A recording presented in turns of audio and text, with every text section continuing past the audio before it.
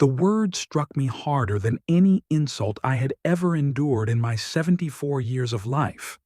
I sat frozen at the banquet table, my name misspelled on the little card before me, Leonard Garcia, not Leonardo, as if even my identity had been reduced to a careless error, but they had no idea how this would turn out for them. Before continuing, write in the comments the city you're watching from so that I can see how far my story has spread. The champagne, which I had personally arranged, had been replaced by a cheaper brand that left a metallic taste in my mouth, and my seat, third row behind distant relatives and the groom's former college friends, spoke louder than any whispered slight. But it was what came next that hollowed out my chest. "Service," my new son-in-law sneered, pointing to me with the disdain of a spoiled noble. "Clear this plate, will you?" He waved the waiter over, but his eyes remained locked on me, the deliberate insult searing in front of 100 guests. For a moment I thought I had misheard. Perhaps the music had distorted his words. Perhaps my aging ears betrayed me. But no, the smirk on his lips, the suppressed laughter at the groom's table confirmed it. He had called me service, and in doing so had reduced me, a man who had built companies and created opportunities for thousands, to a servant at his wedding feast. I waited, thinking, hoping that my daughter would stand, that she would defend her father, if not out of love, then at least out of decency. Instead, she lowered her gaze, feigned not to hear, and sipped her watered-down champagne. That silence cut deeper than the words themselves. The waiter, red-faced, hurried to clear the plate that was not mine to clear, whispering an apology to me that only deepened my humiliation.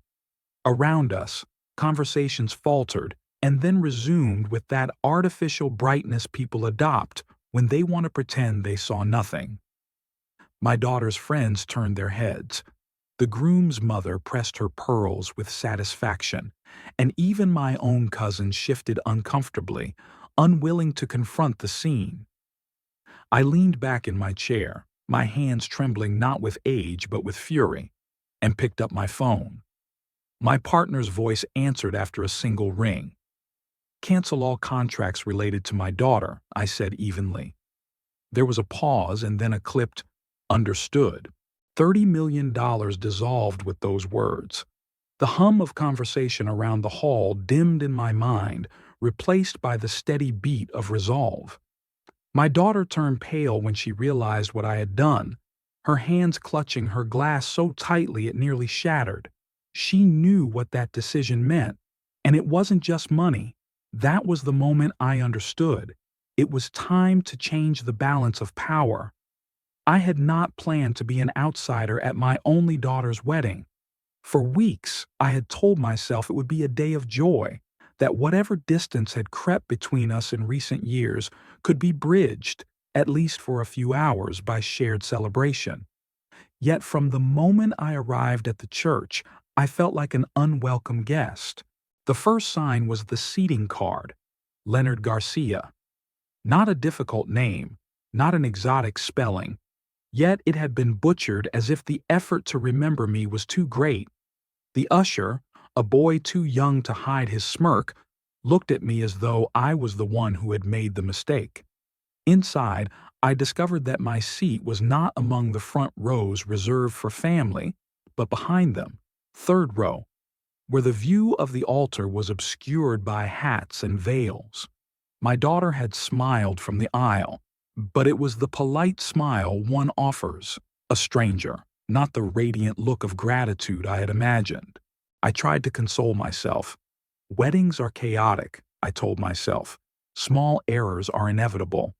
The champagne, flat, sour, and cheap, was perhaps a decision made under budgetary pressure. The misprinted name card could be a careless assistant's fault. But as the day unfolded, a pattern emerged, and the conclusion was unavoidable. I was not meant to belong.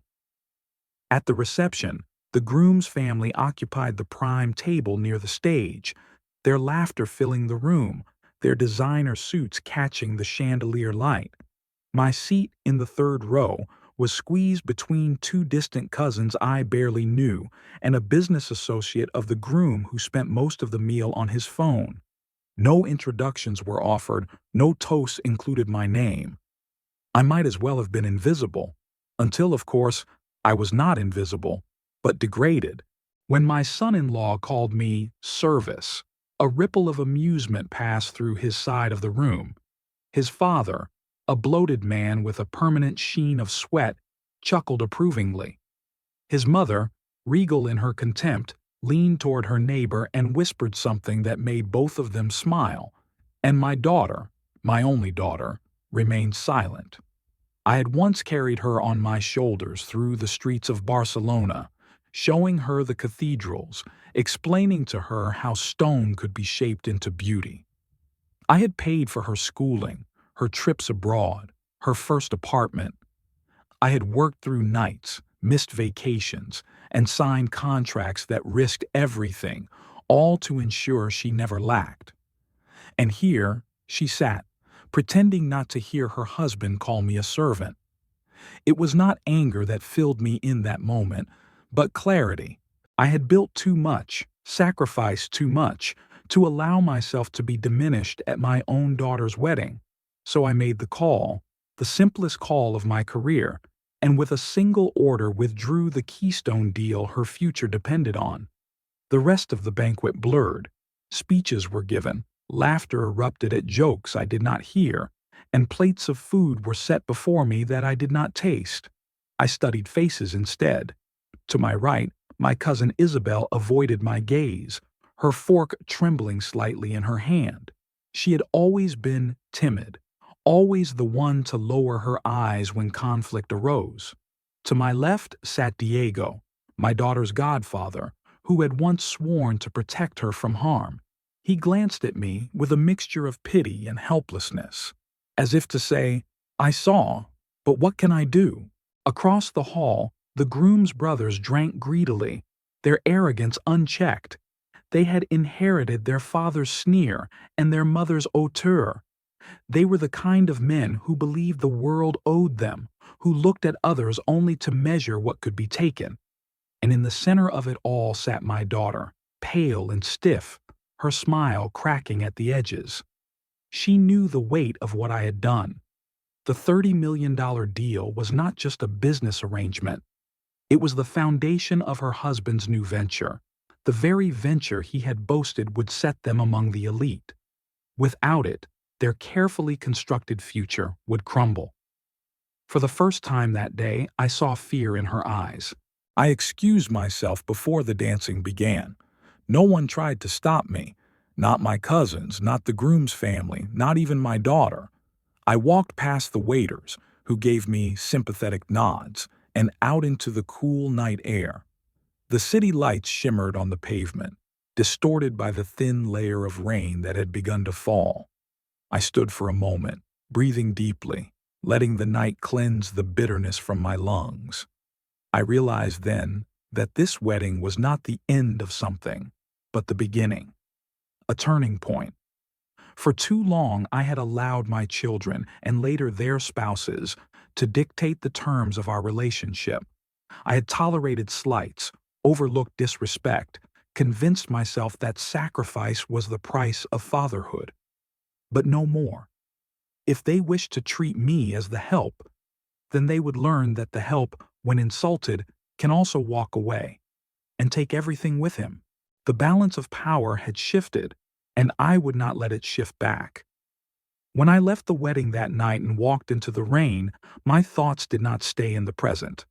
They returned, as they often do, to the beginning, to that one night when I found myself standing in the middle of a cramped room with nothing but my daughter in my arms and a plastic table for furniture.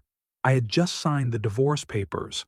I was 32, stripped bare, carrying nothing but a duffel bag of clothes, a child's stroller, and the naive conviction that I could build a future out of air if I had to.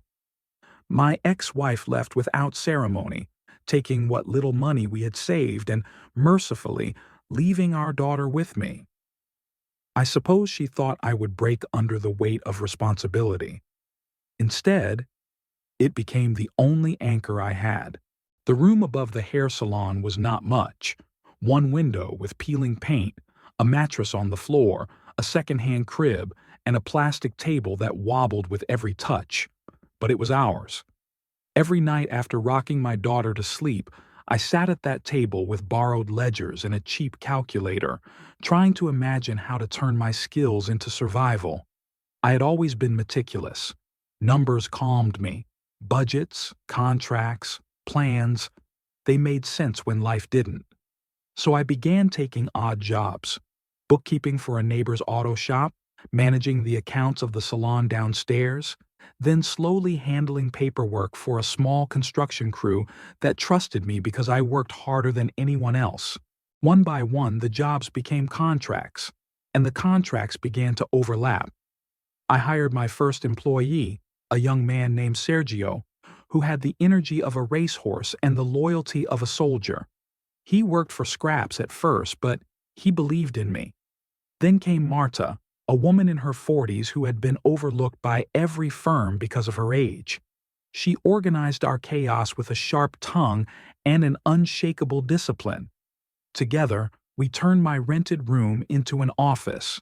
The mattress was pushed against the wall, the crib tucked into the corner.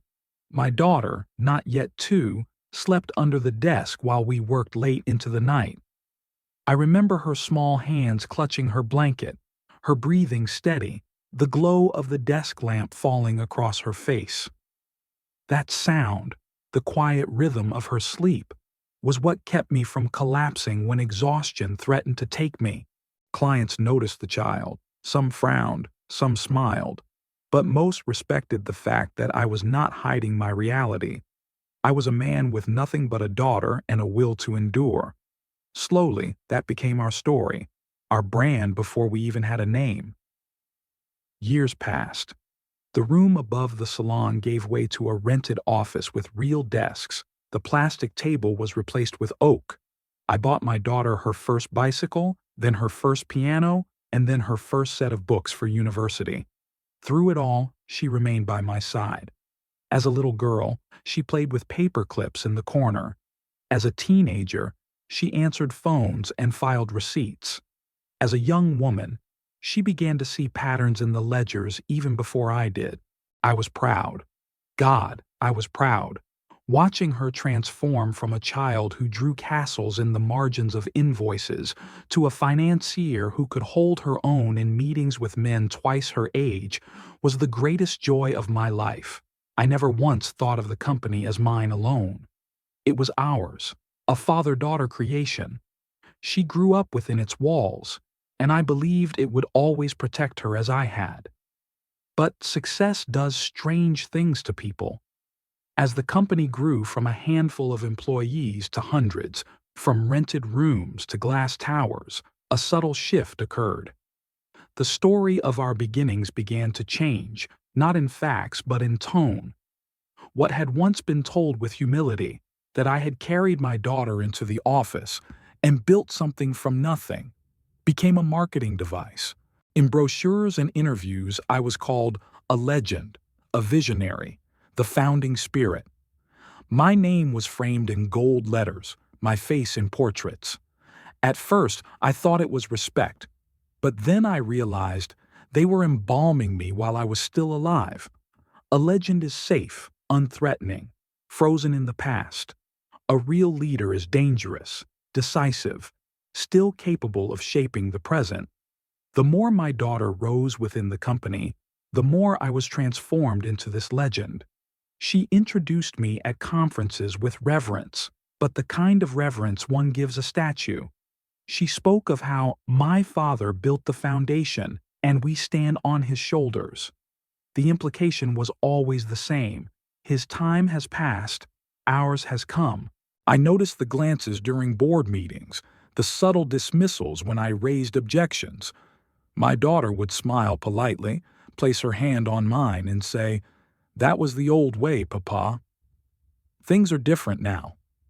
At first, I let it pass. Perhaps I even believed her. After all, wasn't this what I had worked for? To raise a daughter who could surpass me?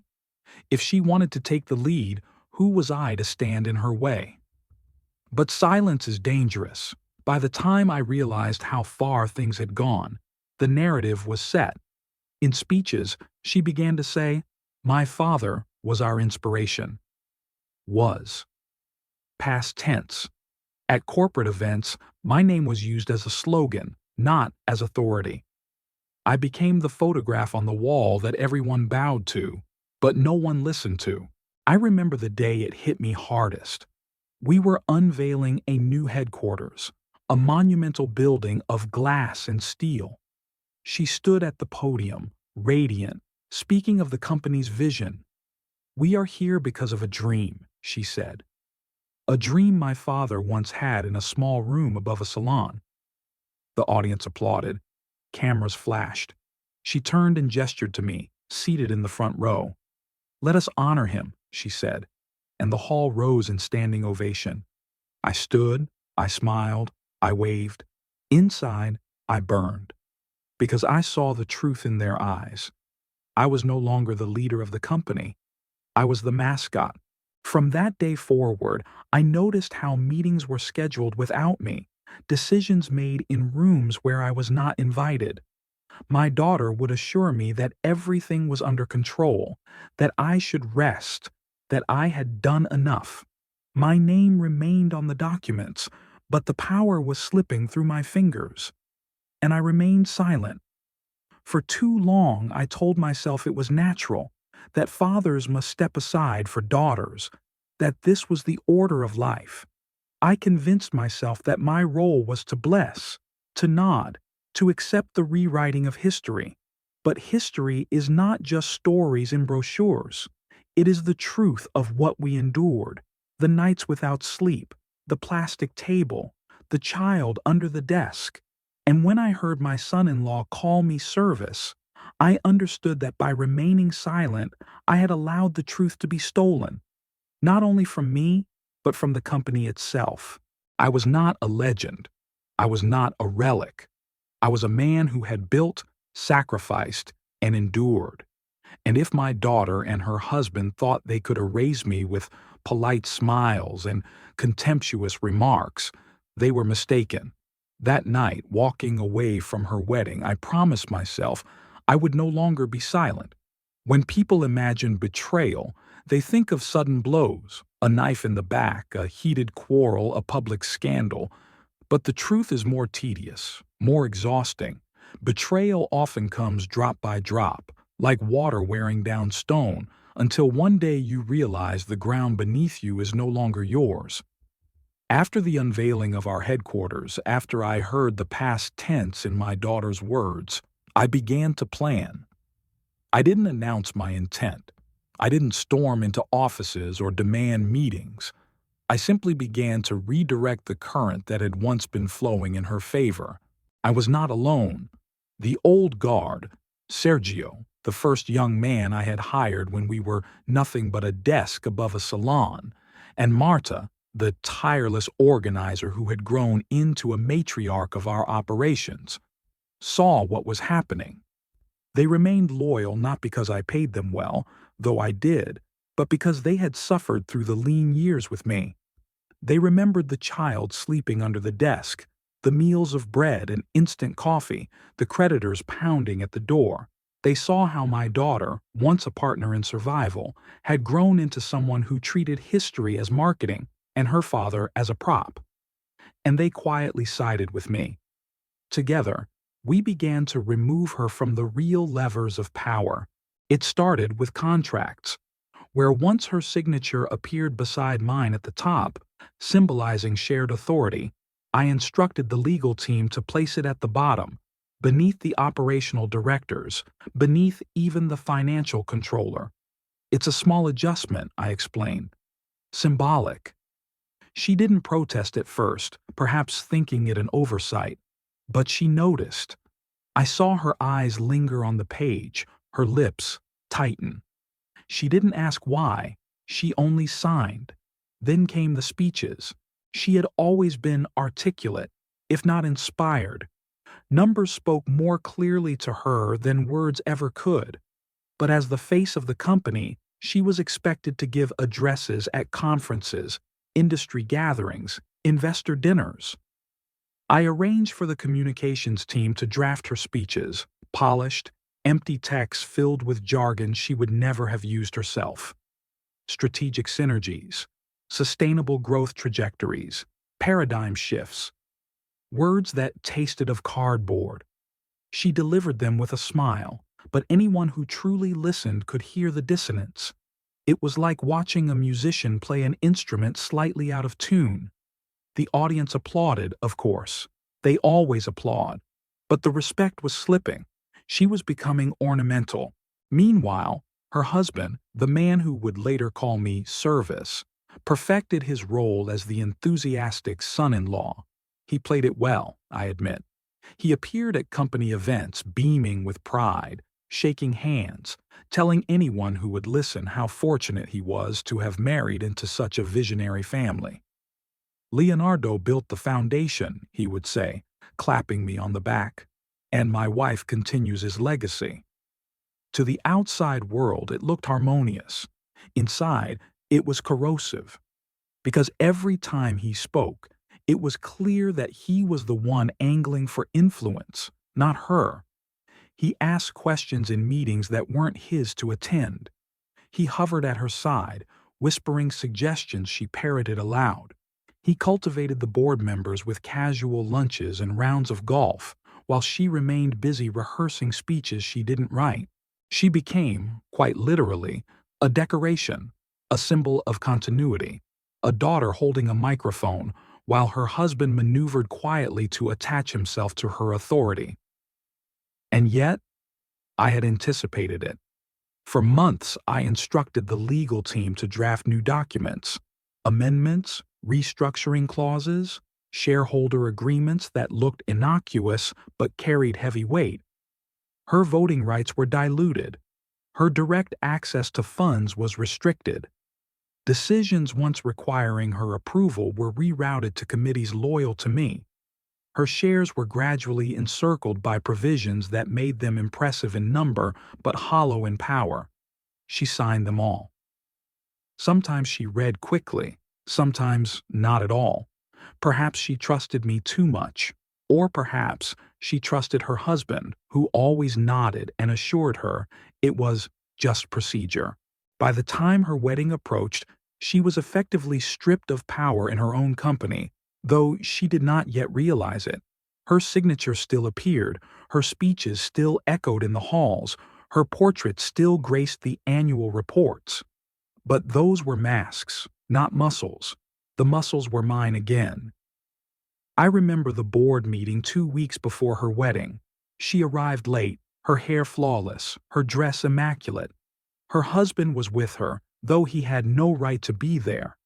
He shook hands, cracked jokes, leaned back in his chair as though it were his own.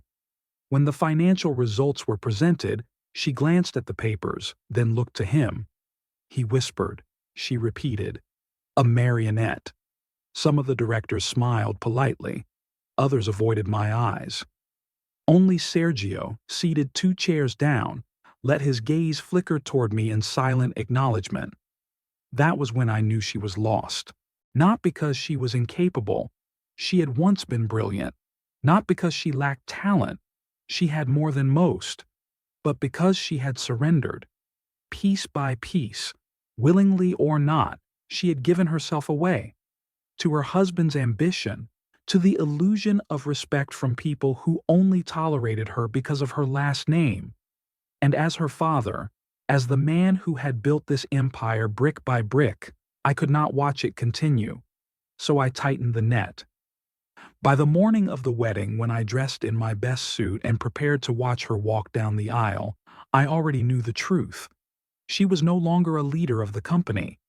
She was an honorary president, a smiling emblem, a woman who once slept under her father's desk, but now stood on stages repeating words foreign to her. Her husband's laugh echoed louder in the boardroom than her own voice.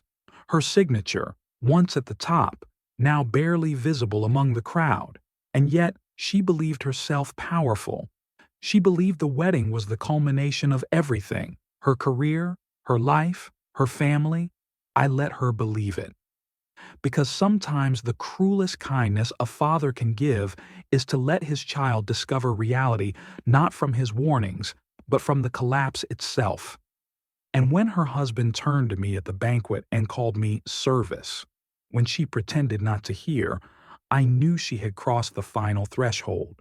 She had not only surrendered her power, she had surrendered her loyalty. That was why my phone call that night was so easy. That was why $30 million dissolved without hesitation. Because I had already buried my daughter's authority long before she walked down that aisle. The morning after the wedding, I sat at my desk with a stack of papers before me. The rain had washed the city clean, but I felt no freshness in the air, only the residue of humiliation.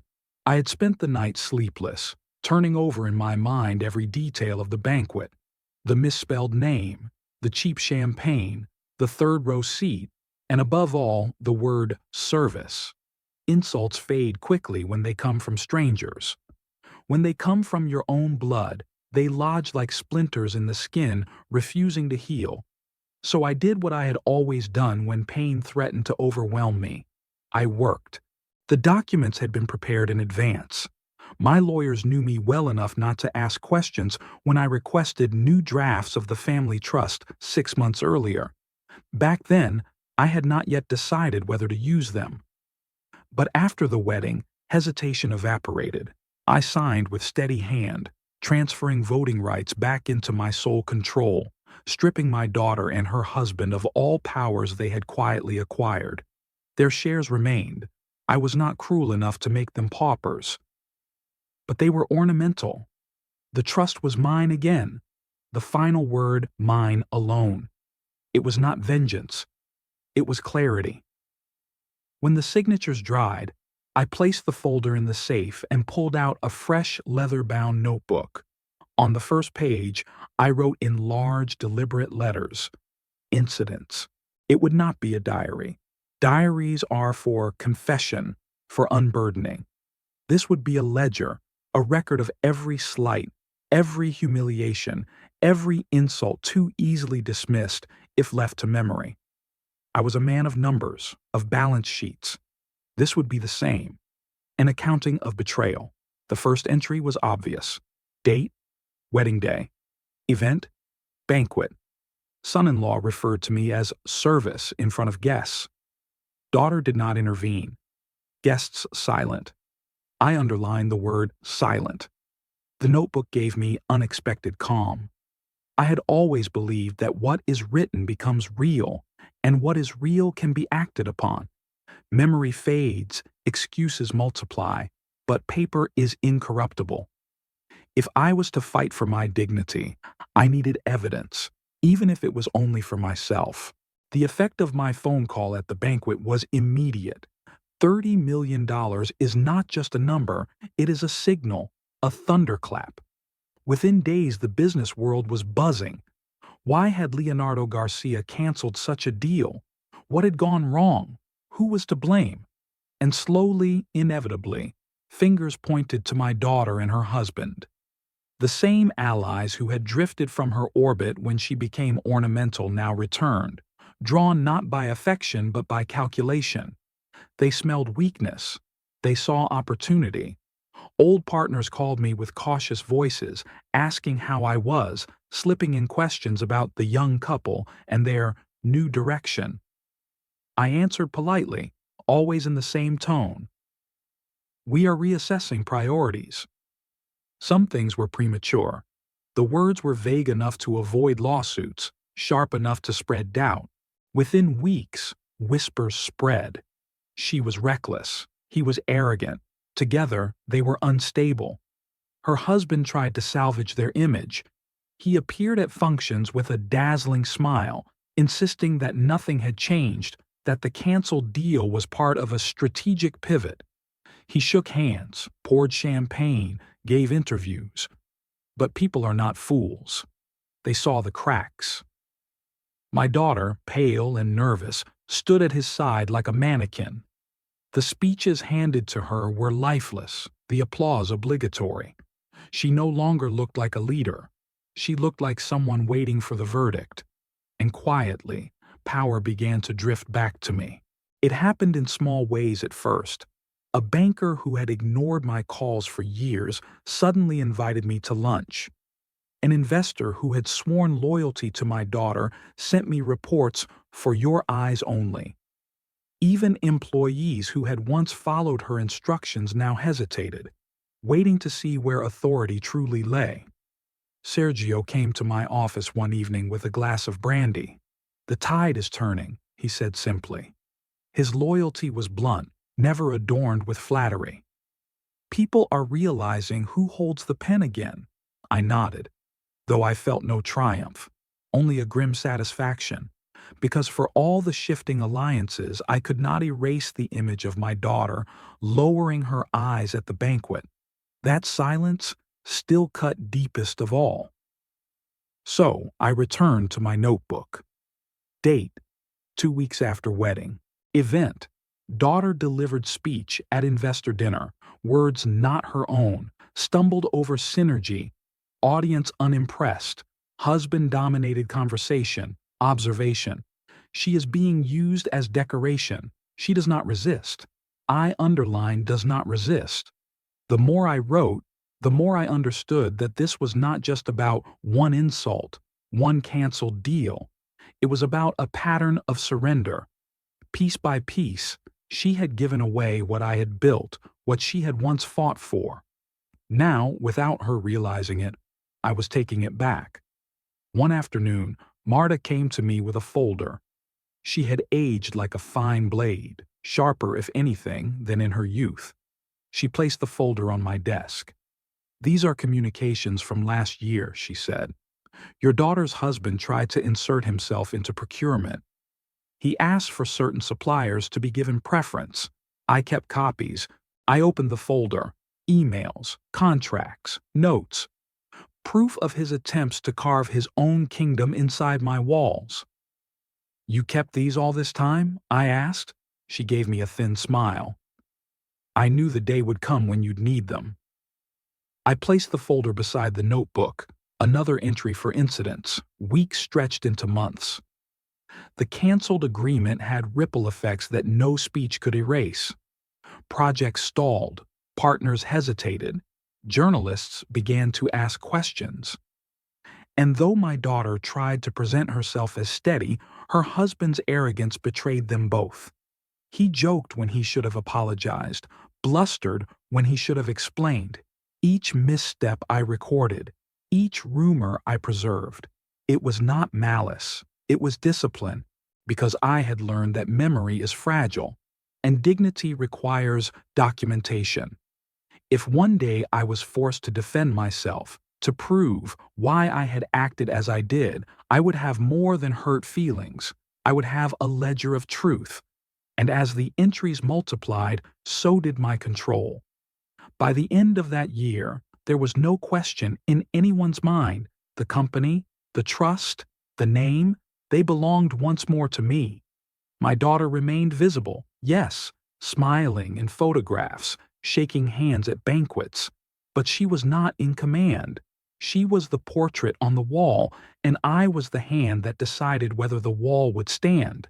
Yet, even as power returned, I felt no victory, only the heavy weight of knowledge. I had taken back what was mine, but in doing so, I had lost what mattered more. For a father's true wealth is not contracts or buildings, not even reputation. It is the loyalty of his children. And that, I realized, was gone. Still, I continued writing. Because if love could not be salvaged, at least truth could be preserved. Power rarely returns all at once. It trickles back like water into a cracked vessel, and you only realize the vessel is whole again when it overflows. For me, the overflow came the day my daughter tried to steal the jewels. They were not just ornaments. They were the Garcia collection, a set of heirlooms passed down through my family for over a century. Rings from my grandmother, a brooch from my mother. a necklace I had once given to my wife, and bracelets I had added myself when the company began to prosper. Each piece was a chapter of our history. I kept them in the vault, not for their monetary value, but because they were the closest thing to continuity I possessed. I learned of her intentions from Marta, my most loyal assistant. She had overheard a conversation between my daughter and a stylist, discussing an exclusive photo shoot for a luxury magazine. The concept was simple. My daughter, draped in jewels, photographed in the manner of old European aristocrats. She wanted to present herself as the true face of the dynasty. "The jewels, Leonardo," Marta said, her voice tight. "She plans to take them tomorrow morning. They're already arranging the photographer." For a long moment, I said nothing. I simply stared at the window, watching rain streak down the glass. Then I stood, walked to the safe, and opened it. The jewelry lay in velvet cases, untouched for years, waiting for a wedding, a christening, a moment worthy of them, not for a magazine spread. "This will be her final lesson," I said. We staged it carefully. At dawn, I gave Marta precise instructions. She would wait in the reception hall with a sealed envelope and a group of trusted staff. A photographer would be present. Not the one my daughter expected, but one we had arranged. A man loyal to me who knew exactly what to capture.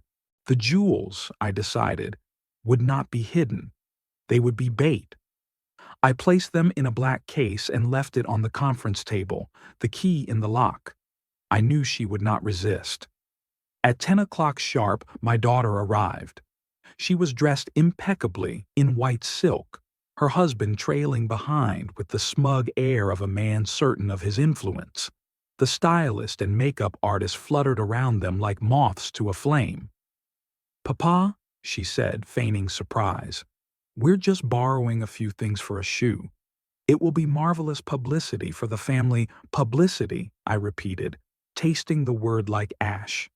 "For the family or for you?" She ignored the question and went straight to the case.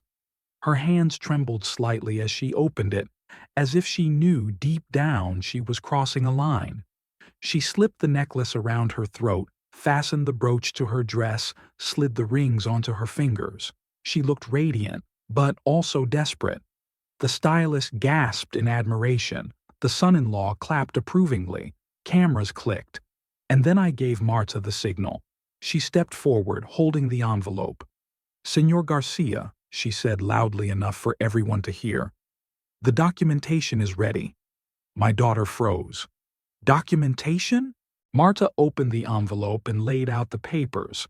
An inventory of the jewels, signed by me, stamped by our lawyer, marked with photographs taken the previous evening. On top of it was my handwritten note. "These items remain the exclusive property of the Garcia Trust and are not to be removed without authorization." The photographer I had hired snapped the scene in rapid succession. My daughter, draped in jewels, standing over documents that exposed her attempt as theft. "This is ridiculous," my son-in-law said, his smile faltering. "Surely this is unnecessary." "Unnecessary?" I cut him off, my voice cold. "You were present? You saw her hands take what was not hers. Shall I call it what it is? An attempted theft of family property." The room fell silent. The stylist stepped back. The makeup artist lowered her brushes. Even the son-in-law, master of bluster, found no words. My daughter tried to laugh, but it cracked in her throat. "Papa, por favor. It was only for photographs. You know I would never—" "Never?" I interrupted. "And yet, here we stand." I gestured to Marta, who carefully removed the jewels one by one, placing them back in their cases. Each click of the clasp sounded like a verdict. The photographer captured it all: the trembling hands, the pale face, the silent husband. When the last piece was locked away, I closed the case and snapped the key off in the lock. "This incident," I said, "is now recorded," and I wrote it later, in my notebook. Date: day of photo shoot. Event: Daughter attempted to use family jewels for personal publicity without authorization, stopped in presence of witnesses, documented with photographs. Husband silent, observation. Boundaries no longer understood. Must tighten control. I underlined tighten control. That evening, I changed everything. The access codes to the vault were replaced. The safes were relocated to a different wing, known only to me and Marta. The archives, decades of documents, letters, contracts, the true history of the company, were placed into what I called safe mode. Digital files were encrypted, physical copies sealed in climate-controlled storage. From that day on, no one touched them without my hand or Marta's approval, not even my daughter. It was not just about jewelry. It was about inheritance. The jewels were symbols, but the archives were power. Whoever controlled them controlled the story, and whoever controlled the story controlled the future. For the first time in years, I felt the weight of control return fully to my hands. The incident spread quickly. Whispers traveled faster than official memos. People heard that the Garcia jewels had nearly been misused, that Leonardo himself had intervened, that the daughter had been caught overreaching. Some dismissed it as gossip, others as exaggeration. But the effect was the same: doubt. Her allies hesitated to defend her. Investors frowned. Even her husband, usually quick to spin, remained curiously quiet. Perhaps he understood that this time the evidence was too visible, the photographs too sharp. For me, it was not about humiliation. It was about boundary. My daughter had crossed into territory where legacy itself was endangered, and I could not allow it. She had treated the jewels as props, just as she had treated the company, the speeches, the contracts. But heritage is not a costume. It is earned, protected, defended. I returned the case to the vault that night, my hand steady on the lock. Power, I realized, is not about applause or photographs. It is about who holds the key. And once again, the key was mine. It was Sergio who brought me the receipts. He came into my office late in the afternoon, carrying a slim folder under his arm, his expression grim. He did not speak until the door was shut and Marta had drawn the blinds. Then he placed the folder on my desk and opened it. "Purchases," he said simply. Inside were invoices and transaction alerts, neatly printed in chronological order. Jewelry boutiques, designer luggage stores, first-class airline tickets, hotels in Rome, Paris, Dubai, tens of thousands of dollars, all charged in my daughter's name through accounts tied to the family trust. My hand rested on the paper, fingers heavy. I read each line carefully, methodically, the way I had read contracts in the old days when one mistake could cost the company its life. Each purchase was like a hammer blow: a diamond bracelet, a set of Louis Vuitton suitcases, a pair of airline tickets, Rome to Dubai, via Paris, return open-ended.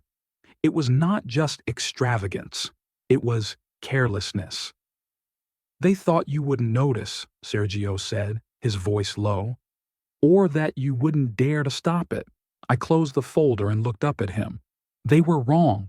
Within the hour, every transaction was blocked. Marta moved like a surgeon, precise and merciless, calling banks, freezing cards, rerouting alerts directly to my desk. The trust accounts once shared now responded only to my authorization. My daughter and her husband could no longer purchase so much as a train ticket without my consent. The items already bought were returned. Sergio himself delivered the jewelry to the boutiques, presenting the receipts with my signature. The suitcases were carried back to the store, still wrapped in their glossy packaging. The hotels received cancellations. The airline tickets were voided, everything undone as if it had never been. Except, of course, the world noticed. In our circles, information travels faster than any courier. It took less than 48 hours for the rumors to spread. The newlyweds' glamorous trip, whispered about for weeks, spoken of as a honeymoon of the century, was suddenly, inexplicably, cancelled. Friends who had expected photographs of champagne on terraces and sunsets in Rome now murmured about financial irregularities. At cocktail parties and charity galas, I began to hear it. Laughter, sharp and merciless. The golden couple, they called them, with a curl of the lip. People imitated the son-in-law's swagger, mocked his endless toasts, his habit of clapping backs too hard. They imitated my daughter's brittle smiles, her rehearsed lines. The same mouths that had once praised them now ridiculed them openly. Nothing destroys an image faster than the scent of weakness. I wrote it down, of course. Date. Day of cancellations. Event. Unauthorized purchases in daughter's name discovered. Jewelry, luggage, travel tickets. Total, tens of thousands. All transactions blocked. Items returned. Trip canceled. Rumors spread rapidly in social circles. Couple ridiculed as irresponsible. Observation. Image of stability shattered. Golden couple crumbles under scrutiny. First decisive victory. I underlined decisive victory. For the first time in many months, perhaps years, I felt the tightness in my chest ease. That night I went to bed early. I lay in the silence of my room, listening not to the ringing of telephones or the gnawing of thoughts, but to the simple rhythm of my own breath. The house seemed to exhale with me, settling into its foundations like an old ship finding calm waters. I closed my eyes, and for the first time in a long time, I slept without dreams. When I woke at dawn, the world had not changed. And yet it had. Because sleep, true sleep, is a kind of absolution. It wipes the slate, restores the strength of the bones, clears the fog from the mind. I had not realized how long I had lived without it, how much bitterness had been sustained by exhaustion. Now, rested, I saw with perfect clarity. I was not merely defending myself. I was reclaiming what was mine. Step by step, document by document, humiliation by humiliation recorded and answered. My daughter and her husband had tried to turn me into a relic. Instead, they had turned themselves into a joke. And I, Leonardo Garcia, slept peacefully at last. It was a gray morning when I sat in the lawyer's office, the rain ticking steadily against the window panes. On the table before us lay a draft thicker than a novel, its pages filled with clauses, subclauses, and signatures waiting to be made. My final testament, I said, running a finger along the edge of the stack. Let's make it clear. Unmistakable. My lawyer, Ortega, had been with me for 3 decades. He was a man of few words, but when he spoke, his voice carried the weight of precedent. He adjusted his spectacles, scanned the first pages, and nodded. 75% to the foundation, the remainder to specific charitable projects you've designated, and only 5% symbolic to your daughter and her husband. 5%, I repeated softly. Enough to silence those who would claim I forgot them. Not enough to feed their greed. Ortega closed the folder with deliberate care. Leonardo, you understand what this means. They will not accept it quietly. Your son-in-law especially. A man like him does not tolerate symbols when he hungers for substance. I know, I said. They may attempt something drastic, Ortega continued. Not only lawsuits. They could question your daughter's competence, claim she is unfit to manage what little remains, push for guardianship, perhaps even confinement. They will not hesitate to use her as a shield. The words landed like stones. My daughter, my only child, not only at risk of losing wealth, but of losing freedom. A pawn in her husband's desperate games. For a moment I closed my eyes. I saw her as a child again, asleep under my desk, her hand curled around a toy rabbit. I saw her as a young woman, proud, eager, eyes shining with ambition. And then I saw her now, pale at the banquet, silent as her husband sneered at me, draped in jewels she tried to claim as her own. I will protect her, I said finally, even from him, even from herself, if I must. From that day, I established strict rules for communication. No meetings without witnesses, no phone calls without recording, no documents without notarization. If they wanted to speak to me, it would be in writing, signed and dated, archived by Marta. If they wanted to see me, it would be in a public place, with Sergio nearby. I am not cutting them off, I told Ortega. I am building a wall of evidence. Every word, every action, every attempt to manipulate will be recorded. If they move against her, I will have the proof to defend her. And so I began to gather. The incidents notebook, once a personal ledger, became part of a larger archive. Marta digitized every page, cross-referenced dates, added witness statements. Sergio kept logs of financial movements. Ortega created sealed envelopes of testimony to be opened in court if necessary. What had begun as a father's habit of writing grievances became a fortress of defense. News of the will did not remain secret for long. These things never do. Within weeks, whispers spread through society. Leonardo Garcia was giving almost everything to charity. The foundation would flourish, hospitals would be built, scholarships funded. And his daughter? A mere fraction. The reactions were immediate. Some applauded my vision. Others pitied my daughter, whispering about cruelty and punishment. And of course, there were those who mocked the son-in-law openly, calling him the man who married for 5%. At a gala dinner, I overheard a pair of financiers laughing. Imagine, one said, trading $30 million for crumbs. The golden couple turned lead. The ridicule cut deeper than any lawsuit could. At home, I continued to prepare. I changed locks, rewrote passwords, placed cameras at every entrance. The archives remained in safe mode, accessible only through Ortega's codes and my own. Each day I added to the file. Date: Wednesday event, daughter called twice, left no message. Son-in-law texted demanding meeting, ignored demand. Date: Saturday event. Anonymous source reported they consulted psychiatrist. Possible plan to question daughter's competence. Must prepare counter-evidence. The file grew thicker, heavier, like a shield forged from paper.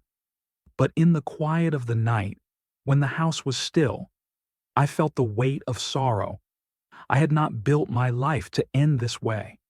I had not endured divorce, poverty, humiliation, and sacrifice just to pit myself against my own child. And yet, here I was, sharpening weapons of law and paper against her and the man she had chosen.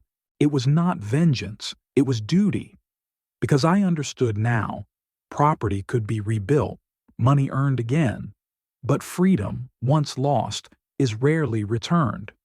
If her husband succeeded in declaring her incompetent, if he managed to control her name, her decisions, her very life, she would not merely lose wealth, she would lose herself. I would not allow it, not while I still drew breath. That night, I opened the notebook once more and wrote, Observation, inheritance secured, daughter's freedom threatened, must act not only as father, but as guardian. Evidence will be her shield. Legacy will be her protection, even against her own husband. I closed the book, placed it carefully in the safe, and felt the weight of resolve settle in my chest. The war was no longer about money. It was about survival. I never intended to overhear them. It was late evening, and I had returned to the office to retrieve a folder I had left behind. The halls were empty, the cleaning crew long gone. As I approached the conference room, I heard voices. Low at first, then sharper. I recognized them instantly. My daughter, my son-in-law. I froze in the shadows, the door ajar, the voices spilling out like smoke from a fire. "All por si if we can prove she's incompetent," he was saying, his voice tight with calculation. "We can transfer guardianship. With guardianship comes control. Do you understand?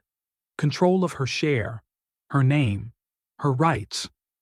My daughter murmured something, hesitant but not resistant. Her tone was weary, resigned. He pressed on. "Leonardo will not live forever. Once he's gone, the inheritance will fall. But if we prove you're unstable, if we show you can't manage, everything will pass through me. No more restrictions. No more humiliations." There was a long silence. Then my daughter whispered, "And if he finds out? Then we deny," he snapped. "We turn it against him. Say he is controlling, paranoid. Say he is the one unfit to manage. Who will believe a 74-year-old over us?" My blood turned cold. I slid a hand into my coat pocket and pressed the small dictaphone I always carried. A habit from the old days, when meetings often hinged on a single forgotten phrase. The red light glowed. The voices continued. Every word, every syllable captured. When they finally left, I remained in the shadows until the echo of their footsteps faded. Then I stepped into the room, placed a hand on the cold table, and whispered to the empty chairs, "Now it begins." The next morning, I listened to the recording 3 times, not to confirm, I already knew what I had heard, but to etch it into my mind. Each repetition deepened the truth. My daughter, my only child, had allowed her husband to plan her undoing, and she had not resisted. I placed the dictaphone in a locked drawer and made a new entry in my notebook. Date, night of recording. Event. Overheard daughter and son-in-law discussing plan to prove her incompetent. Recorded full conversation. Evidence secured. Observation. Threat confirmed. Strategy must change. No longer defensive. Begin siege. I underlined begin siege. From that moment, I shifted tactics. Until then, I had played a careful defense, blocking transactions, returning purchases, tightening access. Now I would cut them off entirely. No sudden strikes, no open battles. A siege, invisible, relentless, starving them of resources until nothing remained. Marta became my lieutenant. She was tireless, precise, discreet. Together, we mapped every point of access my daughter and her husband still possessed. Accounts, contacts, social capital. Piece by piece, we sealed them. Bank cards, disabled, reissued under new protocols. Company vehicles, recalled for inspection and never returned. Personal assistants, reassigned or quietly let go. Staff who once catered to them, informed that all authorizations now required my direct approval. Each move was small enough to be explained away, but together they formed a tightening noose. At first they did not notice. The son-in-law assumed it was bureaucracy, a delay, an oversight. He shouted at staff, demanded explanations, called bankers who no longer returned his calls. My daughter, meanwhile, grew paler, more brittle, sensing that the ground was shifting but unable to place her feet firmly anywhere, and I watched. From my office I saw the reports trickle in. Unpaid bills, canceled bookings, invitations that no longer arrived. I heard the whispers in society. Something's wrong with them. They can't pay. They're losing influence. Each rumor was another stone in the wall of the siege. I did not stop at money. Influence, too, can be starved. Every gala, every charity dinner, every gathering where the golden couple had once posed for photographs, I restructured. Invitations were rerouted, events rescheduled, donations redirected. Soon they found themselves on the margins, waiting for calls that never came, excluded from circles where once they had been courted. Their image began to wither. Without jewels, without trips, without visibility, they were reduced to what they truly were: ordinary people clinging to borrowed shine. The son-in-law raged. He stormed into the office one morning demanding to see me. Sergio blocked his path, arms folded. "I want answers," he shouted, his voice echoing in the marble hall. "Accounts frozen, staff reassigned, invitations canceled. What is this?" Sergio's reply was calm. "Procedure." My daughter stood behind him, silent, her eyes darting to the walls, as if expecting them to collapse. I stepped out of my office then, dictaphone in my pocket, recording. "You want answers?" I said, my voice steady. "Here is one. Every resource you squandered is mine to reclaim. Every humiliation you caused is written down. Every attempt to betray is documented. This is no longer your playground." He opened his mouth, but no sound came. Even he knew. The louder he shouted, the more he revealed his weakness. My daughter said nothing. Her silence was no longer the silence of complicity. It was the silence of fear. That evening, I slept again, not as deeply as before, but with the assurance that the siege had begun. They would feel it day by day, the walls closing in, the supplies dwindling, the whispers spreading. They would scramble, lash out, search for allies, and find only doors closed. I had no need to strike them down. The siege would do it for me. And when they were finally cornered, when desperation stripped away their arrogance, I would have the recording, the dictaphone, the proof that their cruelty was not rumor, but fact. A father's shield forged in silence. In wars of reputation, money is only one weapon. The sharper blade is influence. And in my city, influence has long been held not only by bankers and politicians, but by women. They are the wives who control guest lists, the directors of charities who decide whose names appear on plaques, the editors of glossy magazines who choose which photographs will define a season. They speak softly at luncheons and teas, yet with a single word they can open or close entire worlds. It was to them that I turned. The first meeting was at the home of Senora Valverde, a widow in her 60s whose soirees were legendary.